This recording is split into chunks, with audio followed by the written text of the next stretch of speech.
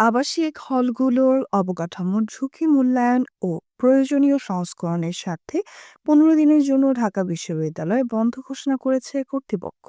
এ অবস্থায় রোববার বিকেলে 5টার মধ্যে সব আবাসিক হলে অবস্থানরত শিক্ষার্থীদের হল ত্যাগের নির্দেশনা দেওয়া হয়েছে।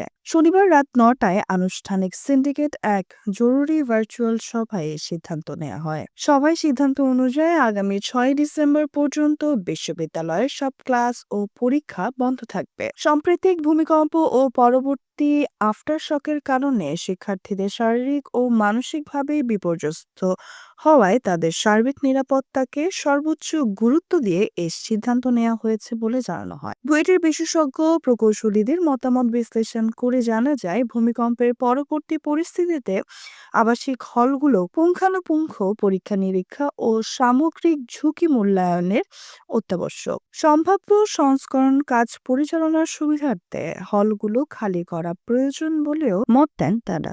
Nusrat Jahan, এফবিএন news desk.